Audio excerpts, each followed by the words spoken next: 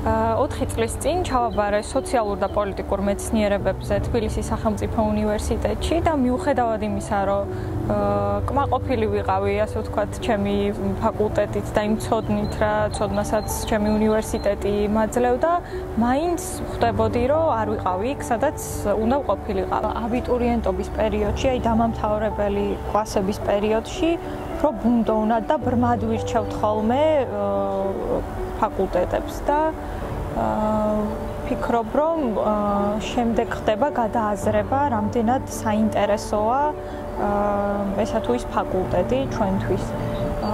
ზოგადად უბრალოდ შეუძლებელია ადამიანმა შორიდან აღიქვას რაიმე რეალობა. ამიტომ, როდესაც ახლოს მივდივართ ამ ყველაფერთან, ხედავთ, რომ არ ყოფილა ის, რაც წარმოგვედგინა.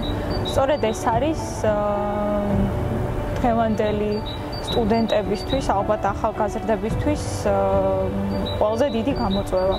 ესეთი თამაში იყო და მე მგონი ახლაც არის Sims-ი, სადაც ადამიანები ცხოვრობენ და შეგიძლია დააკვალიანო, სადაც უნივერსიტეტში ჩააბარებინო, როცა რაღაცა ჭამაუწევს, აჭამო და ასე შემდეგ. და მახსოვს ძალიან კარგად, რომ როდესაც სახლებს ვყიდულობდით ხოლმე ამ ადამიანებისთვის, რომელსაც უნდა ეცხოვრათ ამ სახლში, ძალიან დიდ დროს უთმობდი სახლის მოწყობას, ფერებს და ინტერიერს და შემდეგ წლების მერე, როდესაც ამ პროფესიაში, ესე ვთქვათ, შევდგი ფეხი, გამახსენდა თუ სად იყო ჩემი პირველი გამოვლინება და პირველი შეხება ინტერიერის დიზაინთან და აღმოვაჩინე, რომ თურმე ნაადრევ ბავშვობაშიც ეს ყველაფერი ძალიან მაინტერესებდა.